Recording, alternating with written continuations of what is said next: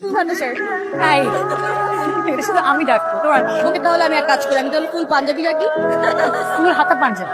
আরে শান্তানা, Psaki, yes, finally অনেকদিন পর দেখা। হ্যাঁ লাস্ট দেখা হয়েছিল কনসার্টের সময়। এক্স্যাক্টলি। এই পরিচয় করে দিচ্ছি, আগের নামটা বলতে দে। ও ইরা, আরো সঞ্চিতা, আরো আদর, আমার ইয়ে। ও হ্যালো ব্রো, আমরা স্কুল ফ্রেন্ড।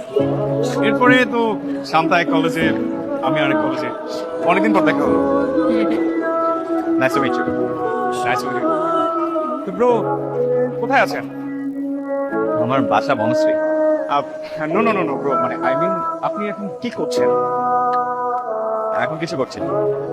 ভাই ব্রো, এখন কি বসে থাকার সময়? না না, আসলে ঠিকঠাক জব পাচ্ছে না, এই মিলে তো ওই মিলে না। তাই কোনো চিন্তা নাই ব্রো, আমার একটা ছোট কোম্পানি আছে, আমি কাজ করার লোক খুঁজে পাচ্ছি না, আর আপনি চাকরি পাচ্ছেন না। শুনেন, অনেকগুলো সার্কুলার দেওয়া আছে, জয়েন করে ফেলেন। আই আমার কাছে আদর আসো, তারপর হয়ে গেছে ফ্রেশ।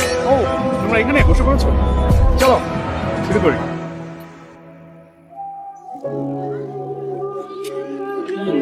ব্রো প্লিজ বসেন, এ বসেন, শুরু করো। আরে তোমার যে এরকম একটা বন্ধু আছে আগে বলো। ওর কথা আমার মাথায় ছিল, তোমাকে আর কি বলবো। মাথায় ছিল না, তাতেই এত মাখামাখি। খাবার টেবিলে তোমার পাশে গিয়ে বসলো, আর তোমাকে পাশে নামায় দেওয়ার জন্য তো পাগলই হয়ে যাচ্ছে। সব কিছু তো নেগেটিভ নাও কেন তুমি? স্কুলের ফ্রেন্ড, এতদিন পর দেখা হয়েছে, এমন তো করতেই পারে। এই গাড়ি থামান, কেন? আমার ভালো লাগছে না, গাড়ি থামান। তুমি কিভাবে যাবে? আমি আগে বহুবার এখান থেকে বাসি, যাও তুমি।